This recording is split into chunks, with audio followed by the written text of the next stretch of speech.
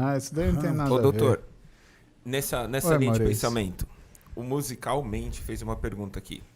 Natural com problema de libido, o que Ah, pode ser feito? cara, assim, Tem que acelerar, né? problema de libido. Bom, Tem que acelerar, né, cara? Tem que fazer exame, né, doutor? você sabe que o maior... Então, mas na verdade, né, Renato, a maior causa de alteração de libido é psicogênica, né? Inclusive de disfunção erétil. Falou, homem abaixo de 40 anos, cara, é disfunção erétil, tá? É doença psicogênica, tá? Tem algumas coisas que interferem isso. Então, fatores ambientais, desnutrição ou baixa ingesta calórica, principalmente baixa quantidade de sono ou um sono fragmentado, né? São as coisas que fazem com que você tenha mais alteração desse tipo, né? Aí, secundariamente, você pode até fazer uma investigação hormonal, mas não se surpreenda se você está numa fase onde você pega o cara com o distúrbio da rotina, mas ainda sem a interferência hormonal. Você tem que entender que o cérebro ele rege uma série de respostas que são de ações hormonais, não hormonais, genômicas e não genômicas. Você tem um monte de coisa que acontece ali por aferência, né? Só o hipotálamo, por exemplo, você sabia que o olfato pode controlar a tua liberação hormonal?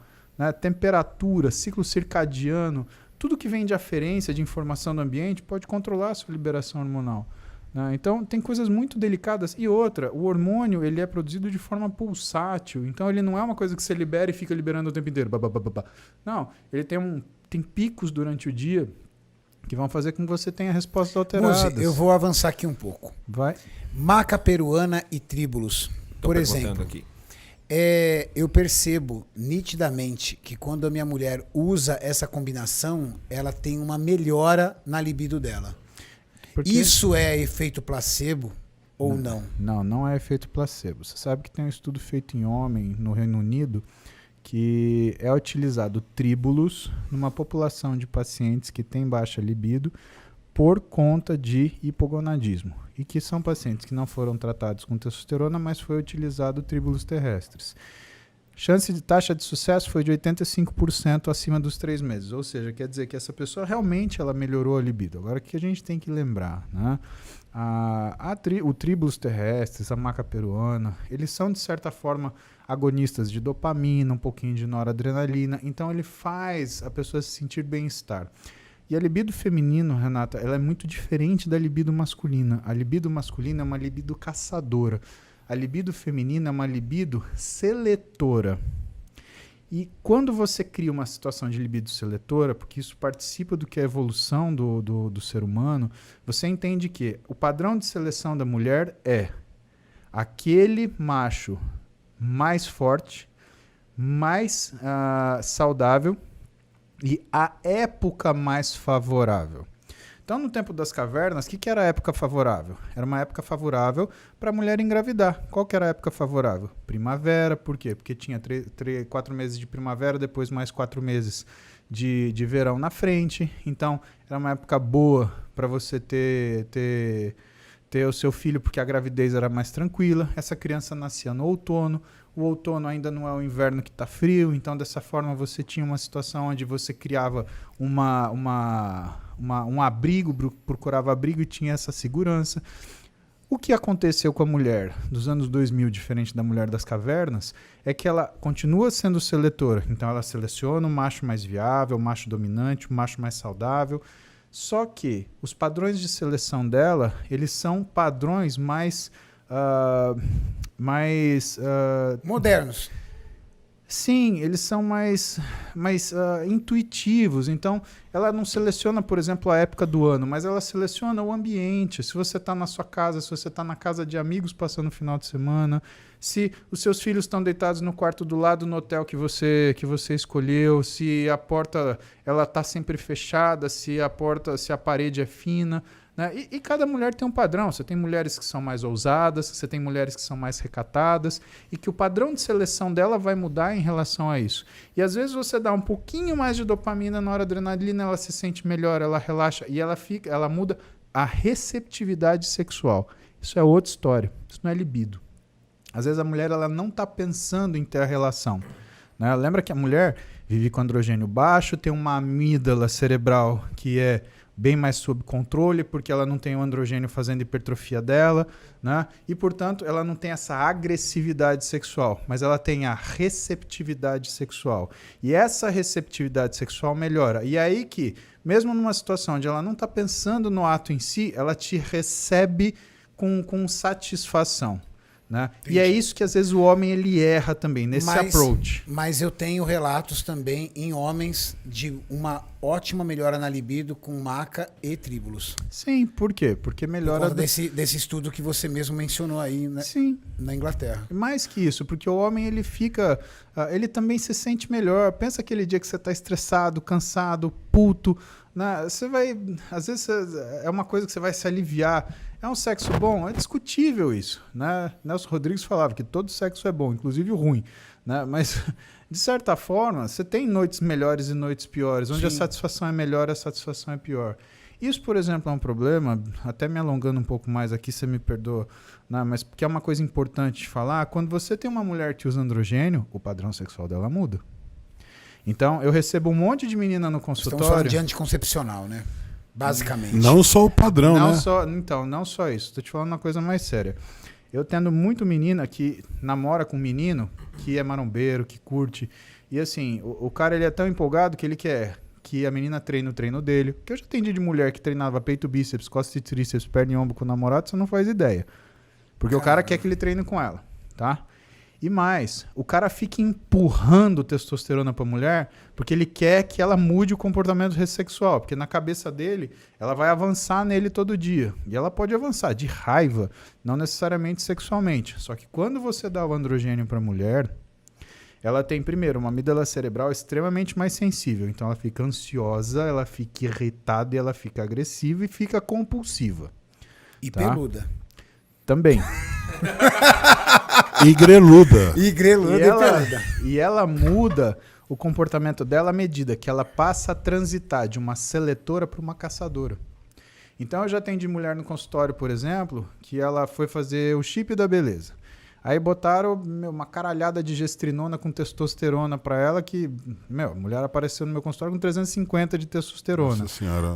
Não é a mais alta Ela que eu já tentou peguei. te estuprar. Né? Eu acho que quase. Mas assim, não é a mais alta que eu peguei, mas assim, com implante de testosterona foi a mais alta que eu peguei. Essa semana eu atendi uma que tava com 149 de testosterona. Implante também.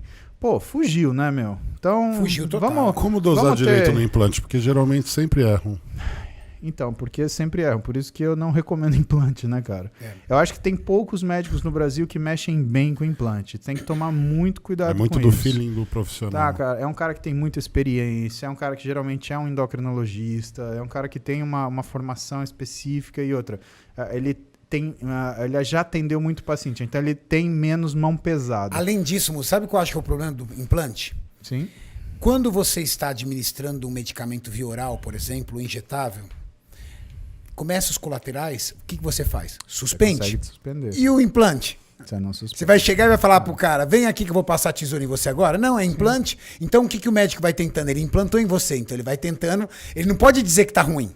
Sim. Então o que ele vai fazendo? Ele vai metendo remédio em você. Isso. Vai metendo remédio em você. Vai metendo remédio em você. Porque se ele tirar o implante, ele está admitindo que o implante não deu certo.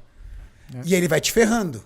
Eu acho que esse é o grande problema do implante. Você não tem como suspender. Esse para mim, é o maior problema do implante. Mas, por exemplo, você sabe o que queixa minha paciente? Tem paciente que senta na minha frente e chora, que fala o seguinte, pede para só passar comigo, né? Eu peço para Camila levantar e ela fala assim, olha, eu estou numa situação na minha vida terrível, eu sempre fui uma mulher de muitos valores morais, eu amo meu marido, eu tenho o maior respeito pelo meu marido, mas Paulo, eu tô saindo da academia, o pedreiro subia para mim e fala, me dá vontade de pegar o cara e sumir com ele dali. E assim, eu já me peguei em situação pensando que eu devia ter feito isso não sou eu. Eu, numa situação normal, eu ia me sentir ofendida, eu ia me sentir invadida, eu ia me sentir coisificada. Né? Então, quando a pessoa traz esse sofrimento para você, você percebe que muitas vezes esse garotão de academia que está querendo socar a testosterona na namorada para fazer ela virar um bicho sexual, ele não está sabendo o que ele está pedindo. Ele tá pedindo uma peruca de touro. Ele tá peruca completa, né? Até com o rabo de touro, né? Você Nossa sabe como é que Senhora. colhe sêmen de touro pra fazer inseminação, né? Não, como é que é? Enfia um tubo desse tamanho no rabo do bicho e dá mesmo? choque. Aí dá choque, o bicho... E aí ele joga, ele ejacula, joga o esperma fora, é assim que você colhe. Puta Então não é merda. muito bom ser touro de recria não, viu, meu? Eu, hein? Tô fora. Vai vendo. Tem mais pergunta aí, Maurício? Doutor, tem uma aqui diferente. Manda. Doutor Muzi, você já ouviu falar em urinoterapia para atletas do Ultimate Fighting?